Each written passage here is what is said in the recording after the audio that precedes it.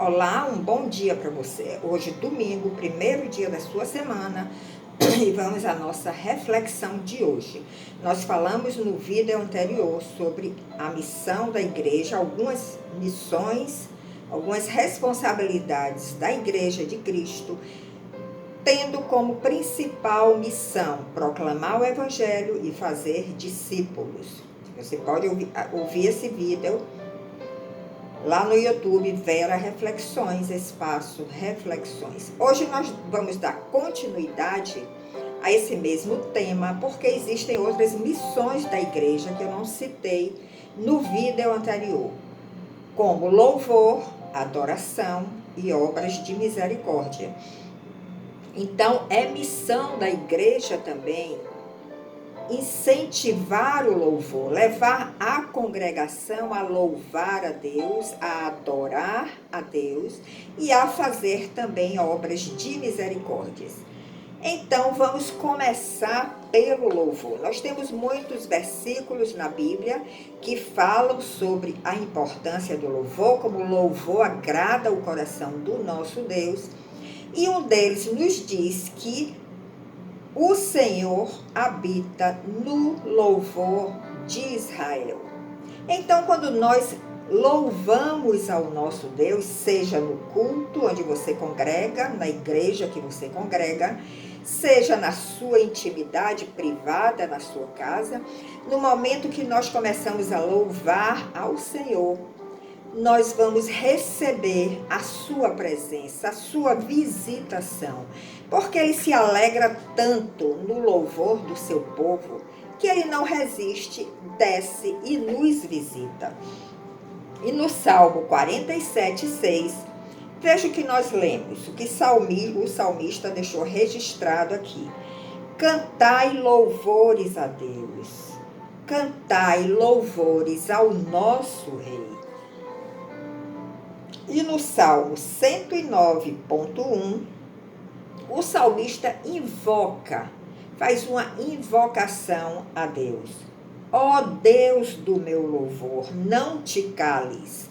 Então, se você está esperando uma resposta para alguma pergunta, para algum questionamento que você levantou diante de Deus, você pode usar esse mesmo versículo.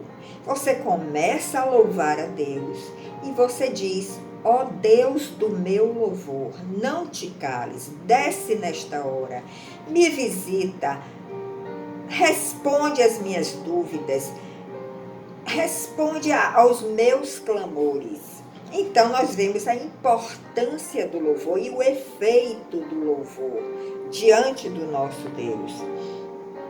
No Salmo 147:1, nós lemos: louvai ao Senhor, porque é bom cantar louvores ao nosso Deus. Por que é bom cantar louvores ao nosso Deus?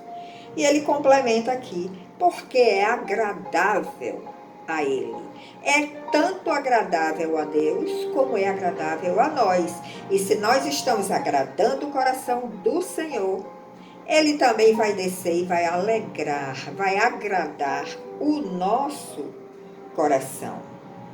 Muitas vezes o louvor pode ser até um sacrifício para a nossa carne, a nossa natureza de pecado, porque a nossa natureza de pecado não quer buscar a Deus. Mas nós temos que fazer sacrifícios, como Jesus se sacrificou por nós também temos que começar a fazer sacrifícios de louvor. Porque à medida que nós vamos recebendo de volta esta fidelidade de Deus, esta visitação de Deus, o nosso coração vai se convertendo a Ele. Chega um momento que já não é mais sacrifício, passa a ser um prazer louvar ao Senhor. E para concluir essa etapa do louvor, nós vamos ler em 145:13 no Salmo, quando o salmista declara: grande é o Senhor e muito digno de ser louvado. A sua grandeza é inescrutável.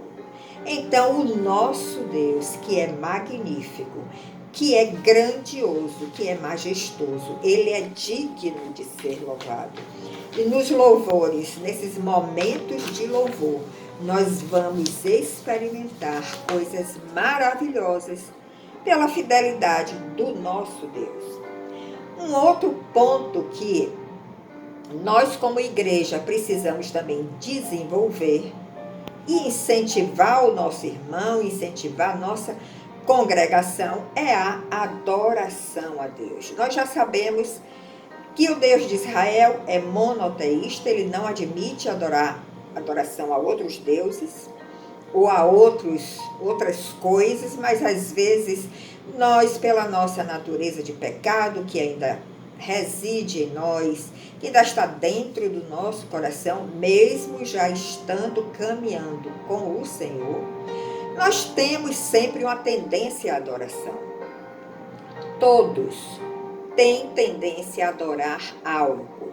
Alguns adoram imagens, outros adoram esposa, marido, filhos, outros adoram o ministério que recebeu, outros adoram o trabalho, o dinheiro. Mas o Senhor quer nos libertar desses ídolos. Ele quer que nós adoremos somente a Ele. E em João 4:24, nós lemos: Deus é Espírito, e importa que os que o adorem em espírito e em verdade.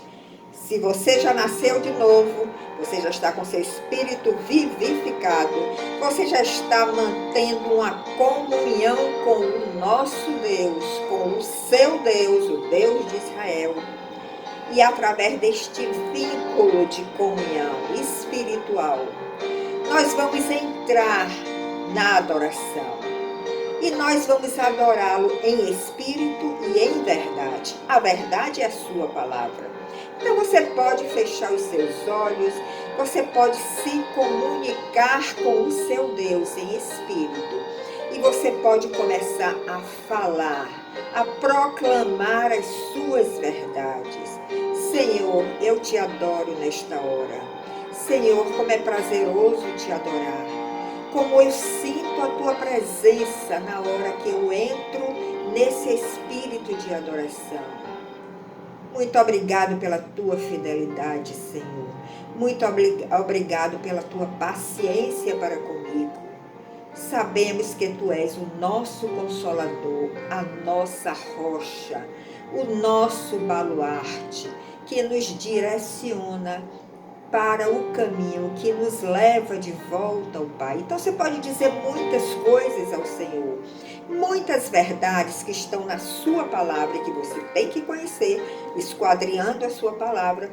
E nesse momento de adoração, você adora ao Senhor em espírito e em verdade. Em Lucas 4:7, veja o que nós lemos. Portanto, se tu me adorares, tudo será teu. Você está vendo a recompensa que nós temos quando nós começamos a desenvolver esse espírito de adorador? E Moisés, em Êxodo 34, verso 8 e 9, o contexto é aí. É quando Moisés quebrou as tábuas da lei, porque ele desceu do monte e viu aquele povo que tinha sido tirado do Egito, da escravidão do Egito, de uma forma tão maravilhosa, grandiosa e milagrosa. Chegaram no Monte Sinai. Enquanto Moisés estava lá, diante de Deus, no cume do monte, eles começaram a adorar o bezerro de ouro. E Moisés se irritou tanto, se irou tanto, que ele quebrou as duas tábuas da lei que o Senhor tinha escrito com o seu dedo. Mas depois Moisés se colocou diante de Deus e suplicou que ele não abandonasse aquele povo, que ele continuasse dirigindo aquele povo pelo caminho do deserto. Desculpe. E continuasse sendo o guia de todos eles naquele caminho tão árido, tão hostil. Então o Senhor, na sua infinita misericórdia, mandou Moisés lavrar 2 tábuas de pedra, onde ele escreveria de novo as suas leis. Veja a misericórdia do Senhor para conosco, mesmo quando nós pecamos, tropeçamos, desagradamos a Ele, se nós suplicamos a tua benevolência, a tua compaixão, nós receberemos sim as misericórdias do Senhor sobre nós. E nesse momento que Moisés viu que Deus se dispôs a atender o seu pedido, nós lemos em Êxodo 34:9, onde está escrito: Senhor, se agora tenho achado graça aos teus olhos, vá agora o Senhor no meio de nós. Continue conosco, Senhor. Moisés se prostrou, adorou ao seu Deus e pediu que ele continuasse naquele deserto com eles, porque se Deus não estivesse ali, eles não iam suportar a aridez do deserto. Uma outra passagem está em Gênesis 24:26. E o contexto aí é quando Abraão pediu ao seu servo para encontrar uma esposa para seu filho Isaque, mas Abraão queria que Isaque se casasse com alguém da sua parentela. Então, seu servo foi até a sua parentela, a parentela de Abraão, e pediu alguns sinais ao Senhor, que indicasse qual seria aquela esposa, aquela mulher que, segundo a vontade de Deus, deveria ser a esposa de Isaque. E o Senhor atendeu aos sinais do servo de Abraão. Você pode ler em Gênesis 24. E quando o servo de Abraão percebeu que o Senhor estava lhe dando respostas, ele se inclinou e adorou ao Senhor. Então veja que a adoração também está num contexto de ações de graças. A adoração está no contexto de graças recebidas. Uma outra missão da igreja, já falamos do louvor, da adoração, são as obras de misericórdia. O Senhor também é muito claro na sua palavra que nós, como igreja, como membros do seu corpo, nós deveremos fazer obras de misericórdia, porque Ele fez a maior obra de misericórdia para conosco, mandando seu Filho Jesus Cristo aqui para a terra, um Deus que se fez homem, e na posição de Filho, Ele derramou sua misericórdia sobre todos nós, obedecendo ao plano do Pai, que era ir em direção à cruz, ao Calvário, descer ao inferno e ressuscitar para abrir este caminho de glória para o nosso retorno ao nosso Deus. Então, nós somos imitadores de Cristo. E quantas outras obras de misericórdia Jesus fez quando esteve aqui? Ele curou enfermos, ele ressuscitou mortos, ele consolou corações, ele expulsou demônios, ele fez muitos milagres, multiplicou os pães para alimentar uma multidão de necessitados. Então nós precisamos também fazer obras de misericórdia para com o nosso próximo. Em Salmo 145:9 nós lemos: o Senhor é bom para todos, e as suas misericórdias são sobre todas as suas obras. O Senhor é bom para todos. Nós precisamos ser também pessoas bondosas e derramar nossa misericórdia sobre aquele necessitado. E uma classe da sociedade que o Senhor destaca Com relação às obras de misericórdia, são as viúvas e os órfãos e os estrangeiros. Em Êxodo 22, nós lemos: a nenhuma viúva, nem a nenhum órfãos afligireis. Isso é uma ordem divina. Não aflige a nenhuma viúva, nem a nenhum órfão, porque eles perderam aquela proteção humana que eles tinham. A viúva perdeu seu esposo, o órfão perdeu seus pais.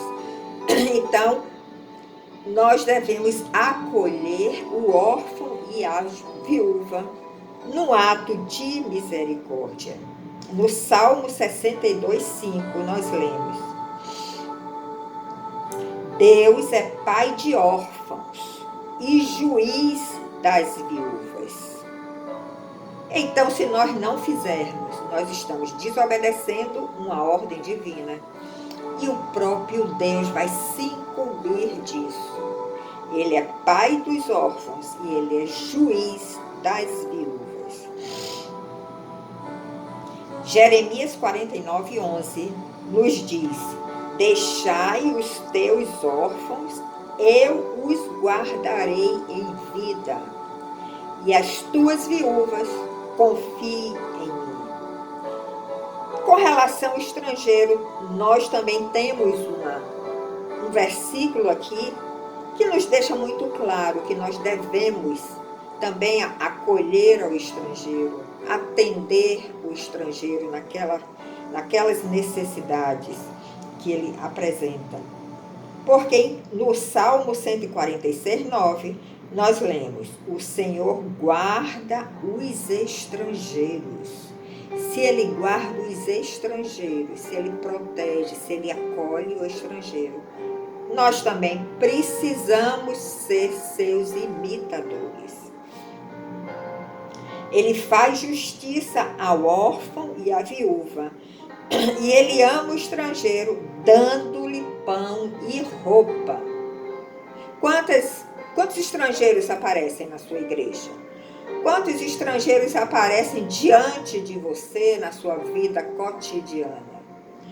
Então, a nossa postura em relação ao estrangeiro deve ser a mesma postura do Senhor. E em Deuteronômio 27:19, nós lemos: maldito aquele que perverter o direito do estrangeiro, o direito do órfão e o direito da viúva. Então, existe uma maldição sobre aquele que não respeita, que não acolhe o estrangeiro, o órfão e a viúva, que não tenta suprir as suas necessidades, porque o Senhor faz isso. E porque Ele faz, nós também devemos fazer. Então, nós vimos agora uma complementação da missão da igreja, além de proclamar o Evangelho, de fazer discípulos, de mostrar esse reino invisível, o reino de Deus.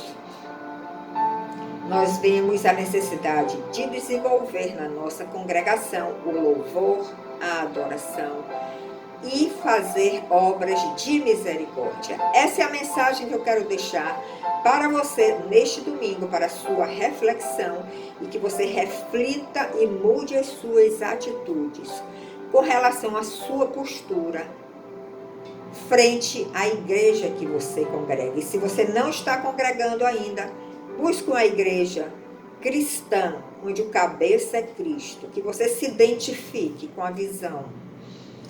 Mas além de você congregar, você deve ter a sua busca pessoal, na sua casa, naquele momento que você separa, 20 minutinhos por dia você pode separar para conhecer mais a sua palavra e para viver mais experiências com esse Deus maravilhoso, que é o Deus de Israel. Muito obrigado pela sua audiência. Compartilhe as nossas mensagens. Isso também é a missão da igreja. E em outro momento nós nos encontraremos. Até lá!